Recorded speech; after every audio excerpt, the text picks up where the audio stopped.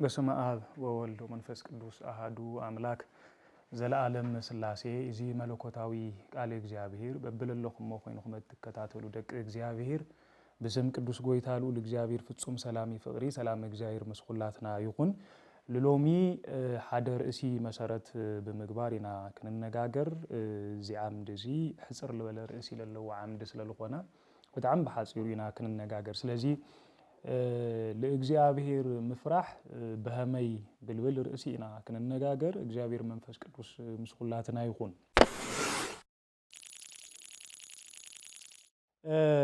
ልበ አምላክ ቅዱስ ዳዊት መዝሙር 33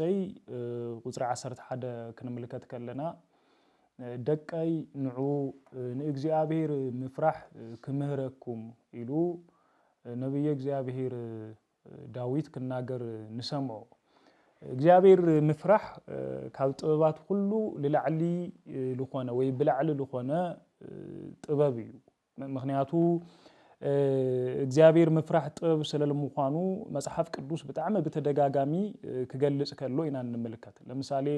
ልበ አምላክ ባዕሉ ደጊሙ ዝነገር እዚ ክናገር ከሎ መዝሙር 111 ካብ ቁጥር 10 ተጀሚሩ ክናገር ከሎ ቀዳሚ ያለ ጥበብ ፈሪሃ እግዚአብሔር ይሉ ይልናገር ስለዚ ናይ ጥበብ መጀመሪያ ሲ እግዚአብሔር መፍራህ እዩ ይሉ ይልናገር ስለዚ ፈሪሃ እግዚአብሔር ታዩ ክባሃል ከሎ መጀመሪያ ጥበብ እዩ ጥበብ ፈሪሃ እግዚአብሔር እዩ እንድሕሪልና ጥበብ በኻል ይባሃላ ታዩ ተይልና እዩ ለለ ጽድቅ እዩ ብዙሕ ጊዜ ግን እግዚአብሔር መፍራህ ንብልሞ ግን ለእግዚአብሔር በህመኢና ንፈርሖ በህመ የእግዚአብሔር ክፈርሖ ልኽእል ልብል ነገር ግን ሰብ ርድኢቱ ይደል እዩ ስለዚ እግዚአብሔር መፍራህ ልብል ነገር መጀመሪያ በመጽሐፍ ቅዱስ ክንምልከቶ ከለና አብልተፈላሊና ብሉይ ኪዳንም ሐዱስ ኪዳንም በልተፈላሊ መንገድ ክግለጽና እንምልከቶ ለምሳሌ ዳዊት ክንምልከት ከለና ስለ ፈሪሃ እግዚአብሔር በጣም ብዙሕ ጊዜ ተናገሩ እዩ ወዱ መፍቀሬ ጥበብ ሰሎሞን ለለ ተመሳሳል ብልኾነ መልክዑ ካብኡ ለተማሮ ትምህርት መሰረት በመግባር ብዙሕ ጊዜ ስለ ፈሪሃ እግዚአብሔር ክገልጽ ከሎ ክጽሕፍ ከሎ ኢና እንምልከት ቅዱስ ዳዊት እቶም ለፈርሕዎ ለእግዚአብሔር ለፈርሕዎ ለሰአኖም ነገር የለይ ይብልሞ ቅዱሳን ሁላኻትኩም ለእግዚአብሔር ፍርሕዎ ይብል ቅዱሳን ሁላኻትኩም ለእግዚአብሔር ፍርሕዎ ይብል ቶም ለእግዚአብሔር ለፈርሕዎ ለላ ለሰአኖም ነገር የለይ ይሉ ይናገር ለምሳሌ መዝሙር 34 ካብ ቁጥር 9 ክንምልከት ከለና ተመሳሳል ብልኾነ መልክዑ ኣብ ኻሊእ መዝሙር 145 ክንምልከት ከለና ለለ ለፈርሕዎ ትምኒቶም ይፍጸመሎም ይብልሞ ቀጽሉ ልመንኦም እውን ይስማዕ ምስበለ የድሕኖም እውን ይብል እቶም ለእግዚአብሔር ለፈርሕዎ ትምኒቶም ይፍጸመሎም ድሓር ልመንኦም ለይስማዕ እግዚአብሔር እውን የድሕኖም እዩ ይብል ስለዚህ ለእግዚአብሔር ለፈርሑ ሰባት ትምኒቶም ይፍጸመሎም እዩ ልመንኦም ለይስማዕ እዩ እግዚአብሔር ለየድሕኖም እዩ ኢሉ ቅዱስ ዳዊት ይናገር ተመሳሳሊ ብልኾነ መልክዑ ምስ መልአክ እግዚአብሔር ተሐይዙ ክናገር ከሎም ተመሳሳሊ ይታየን መልአክ እግዚአብሔር አውዶም ለለ ይፈርሕዎ ይሉ ይናገር ዝታይ ማለት ናይ በኻሊ መልአክ እግዚአብሔር ኣብ ዙርያ ለእግዚአብሔር ለፈርሑ ሰባት ይሰፍን ይብል ለእግዚአብሔር ኣብ ዙርያ ለእግዚአብሔር ለፈርሑ ሰባት እዩ መልአክ እግዚአብሔር ኣብ ዙርያኦም ይሰፍን ኢሉት ቅዱስ መጽሐፍና ክናገር ከሎ እንምልከቶ ስለዚህ መልአክ እግዚአብሔር ኣብ ዙርያና ክሰፍኑ ልኽል ፈሪሃ እግዚአብሔር ክሎና ከሎ ለእግዚአብሔር ክንፈርሕ ከለና እዩ ማለት ይበኻሊ ይባሃላ መፍቀሬ ጥበብ ሰሎሞን ለለ በተመሳሳል ብልኾነ መልክዑ ኣብ ምሳሌ 10 27 ክንምልከት ከለና ለእግዚአብሔር መፍራህ ዘመን ናብራኻ የንውሕ ይብል ፈሪሃ እግዚአብሔር ለለዎም ሰባት ዘመን ናብሮኦም ለይነውሐሎም እዩ ስለዚህ ፈሪሃ እግዚአብሔር ዘመን ናብራኻ ከንውሕ ልኽእል ነገር እዩ ግብር እዩ ኢልና ንወስዶ ድሓር ውርድ ይሉ ለለ ምሳሌ 19 ካብ ቁጥር 23 ክንምልከት ከለና ለእግዚአብሔር መፍራህ ላብ ህይወት ይመርሕ ይብልሞ እቲ ልፈርሖውን ጸጊው ይነብር ምስበለ ቀጽሉ ክፉእ ነገር እውን አይረኽቦ ይብል እዚ ና እግዚአብሔር መፍራህ ትሩፋታት እዮም ወይ ውህብተታት እዮም ጸጋታት እዮም እዚ እግዚአብሔር ክንፈርሕ ከለና ነውም ነግኒዮም ነገራት እዮም ተመሳሳሊ ብልኾነ መልክዑ ኣብ መክብል እናገረና ነገርም እንዮ በጣም ብዙሕ ጊዜ ስለ ፈሪሃ እግዚአብሔር መፍቀሬ ጥበብ ሰሎሞን ክናገርና እንምልከቶ ማለት ላብዚ ላብ ሐዱስ ኪዳን ክንመጽእ ከለና ኣብ ግብረ ሐዋርያት ምዕራፍ 3 ቁጥሪ 12 ክንምልከት ከለና ንቅዱስ ጴጥሮስ ለተናገረው ቃል ነው ጴጥሮስ ክናገር ከሎ ለቲ كولد كله جميرو شوال نبرسب أفتح ناي سولومون مملالس يججاف كوفيلو كلمن كلهم سجنيو محرت يومه فوي سومه نابرا خص أني عمي بالمو دحرته هزبو كله جن يختلهم نيرو ننب إتروس يدنق نيرو تدنيقو كختلهم كله إتروس التناجرو نجرنيو سلمن تايقوم بانا تدنقو تقربوا سلمن تاينا تختلونا للهم إذا سي بحايلنا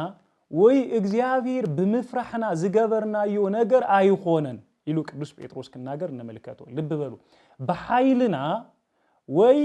ብጽድቅና እውን ይብል ትግርኙና አብነት ታይብል በኃይልና ወይ ብጽድቅና ይብል አፍተም ሐርኛ ከንመልከተው ከለና አለ በኃይልና ወይ እግዚአብሔር በመፍራህና ዝገበርና አይሆነን ይብል هذه እግዚአብሔር መፍራህ ጽድቅ እዩ ጽድቅ ይሉ ይልትርጉሙ በኻሊ ይባላል በኃይልና ወይ እግዚአብሔር በመፍራህና ማለት ታይ ማለት ይተልና በኃይልና ወይ በጽድቅና እዚ አይገበርና እዩ እዚ ይሰራህና እዩ ሰናይ ምግባር ስለሌለና ሰናይ ስራሕ ስለሌለና ይሆንና ይዚ ገርና እዩ በኃይል እግዚአብሔር ይምበይ ይሉ ከናገር እንምልከቶ ትሕትና ከመር ንምልከቶ ማለት እዩ ስለዚህ በመይና ለእግዚአብሔር ንፈርሖ ፍርሃት فريها እግዚአብሔር ለእግዚአብሔር መፍራህ ዞም ጉዳያት ዚያቱም ለተቃለለ ተቆይን በህመይ ለብል ነገር ሰለስተ ነጥብታት በሐጽይሮ ልዕልና ክንወድ ማለትና መጀመሪያ ነገር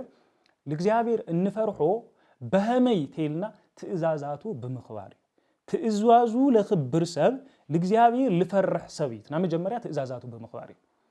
ትእዛዝ እግዚአብሔር ለኽብር ሰብ ፈሪሃ እግዚአብሔር ክህሎ ይኽእል ስለዚህ መጀመሪያ ትእዛዛቱ መخبار ክንጅምር ከለና አዋና ታይህሊ ፈሪሃ እግዚአብሔር እንኦ ሓደ خلاي ትእዛዛቱ مخبار بገዛ ርእሱ ታይሆን ለእግዚአብሔር መፍራህ ተዋሂሉ ይጽዋዕ ስለዚህ ለእግዚአብሔር ልፈርሑ ሰባት መጀመሪያ ልጅምሩ ካምንታ እዩ ተተባሂሉ ወይ በመዮም ለእግዚአብሔር ልፈርሕዎ ተተባሂሉ ትእዛዝ እግዚአብሔር በመخبار ዮም ለእግዚአብሔር ልፈርሑ ስለዚህ መፍቀሬ ጥበብ ሶሎሞን ከናገር ከሉ መጽሐፈ መክብብ ምዕራፍ 12 ቁጥር 13 ህምዚ ይብል ለእግዚአብሔር ፍራህ ይብልሙ ትእዛዙውን አኽብር ይል ይቅጽል ለእግዚአብሔር ፍራህ ትእዛዙውን አኽብር ትእዛዙ ለኽብር ሰብ ለእግዚአብሔር ልፈርህ ሰብ እንድሕር ለእግዚአብሔር ይፈርህየ ይሉ ትእዛዙ ለይኽብር ተቆይኖ ግን ፈሪሃ እግዚአብሔር ነው ይማለ ይካል ፈሪሃ እግዚአብሔር ነው ይማለ ይካል ስለዚህ ፈሪሃ እግዚአብሔር ትእዛዙ ከምخبار ይጅምር ትፎቶ ሰብ ትእዛዙ ተኽብር ይኻ تخبرو سب تأزازو تخبريخا تفرحو سب تأزازو تخبريخا تفرحات تعينت فرحاتي اللي بالنجارة بقصرخ اللي تكنم الكاتوينا نجرجن لإجزي أبيهر مخبار بهمي كبل كله تأزازاتو بمقار تأزازاتو كنخبر كلنا فريق زافير نيوين بحال الزافير يفرحي بحال ስለዚህ ቅዱስ መጽሐፍ ከነምለጋት ከለና ለእግዚአብሔር ደኳ አይተፈርሑን ይቁም ይሉ ከናገር ከሎ ደጋጊሙ ለምሳሌ ቅዱስ ጳውሎስ ለእግዚአብሔር ደኳ አይተፈርሑ ይቁም ማለት ትእዛዛቱ ደኳ አይተክብሩን ሕጉ ደኳ አይተክብሩን ከም ማለት ይበኻል ይባላል ትእዛዙ ከክብር ከሎ ሰብ ለእግዚአብሔር ይፈርሕሉ ማለት ስለዚህ ትእዛዝ እግዚአብሔር መخبار ታይ ማለት ለምሳሌ አይተስረቅ አይተሐሱ አይተቅተል ካብ እግዚአብሔር ወጻኢ ካሊ አምላኽ አይተምልኽ ልብሉ ትእዛዛት ቡምሎም ከኽብር ከሎ ፈሪሃ እግዚአብሔር እንየው ተባይሉ ይጾ እዚ ዳዊት ደቀይ ኑዑ ፈሪሃ እግዚአብሔር ከምህረኩም ክብል ከሎ ሕግ እግዚአብሔር ከምህረኩም ስርዓት እግዚአብሔር ከምህረኩም ምስ እግዚአብሔር መማር ህመ መሆኑ ከምህረኩም ማለቱ ይልብል ነገር ነው ሰ እዚህና መጀመሪያ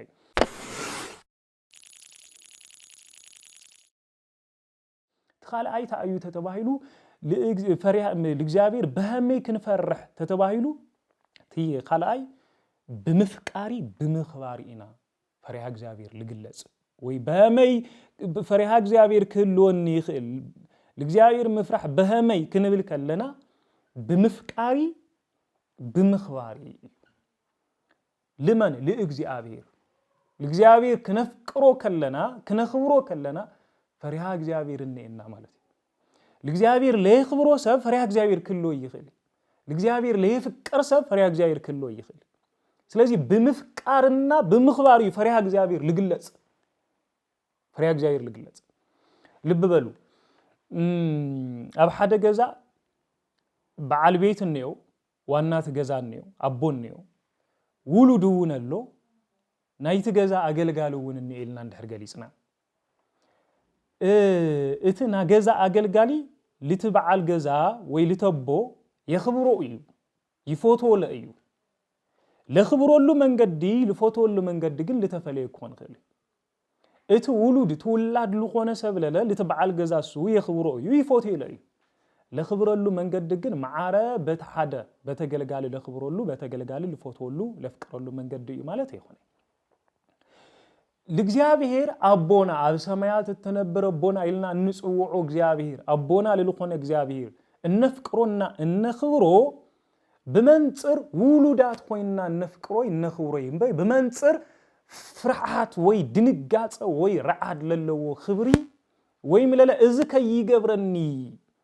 همزكا يخون بلبل رعاد بالتملؤ منفس يخون نايل جزابير النفرح فريها እግዚአብሔር كبحال كله كفقري لتبجس مفرحي كمخبار لتبجس مفرحي ስለዚህ مخبار ገንዘብ لجبره فريها እግዚአብሔር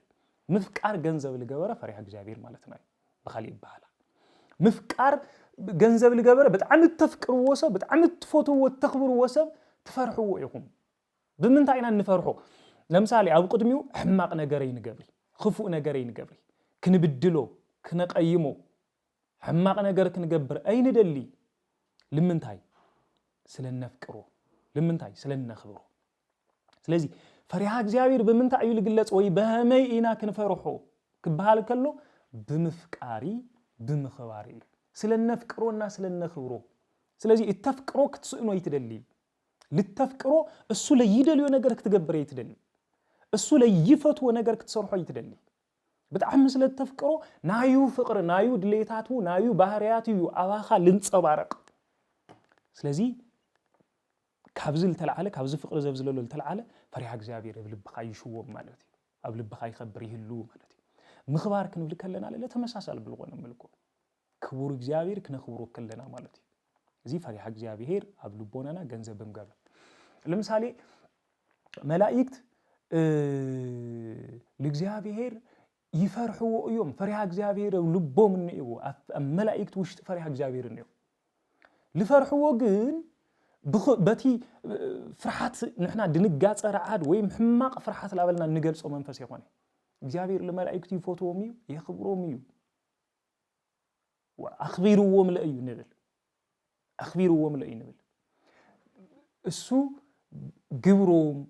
لجزابير بللوهم فريق جزابير لجزابير بللوهم فقري يفتوهم يخبروهم أخبروهم إلنا نسوى تمساسال بلخون ملكعو ملائكة لجزابير لبيلو من قدي وين لجزابير لفرحوا من قدك فقر التلعالي لجزابير كابل اللوم فقر التلعالي لجزابير كابل اللوم كبر التلعالي سلازي لجزابير بمفكارنا بمخبار مالك لجزابير كور أملاكي እግዚአብሔር ለለ ፍቅር እዩ ከፍቅር ለገበው አምላክ እዩ ስለዚህ እግዚአብሔር ለይደሉ እግዚአብሔር ለይፈትዎ ነገራት በለይ መስራህ በለይ ምግባር ዞም ነገራት ዚአቱ መብልብኻ በመሕሳብ ለእግዚአብሔር ፈሪሃ እግዚአብሔር በልብኻ ክሽዎም ይኽእል ማለት ተናሞዳታ ለኃጢአት በምጽላይ ተናሞዳታ ሳልሳይ ሰብ ለኃጢአት ተለይ ጸሊእዋ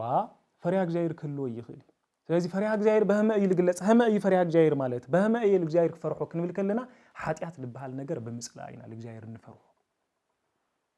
ሰብ ለእግዚአብሔር ፈሪሃ እግዚአብሔር ነው ክባል ልኽል ኃጢአት ክጽየፍ ከሎ ኃጢአት ካየ ለራሐቀ ይሁን ክብል ከሎ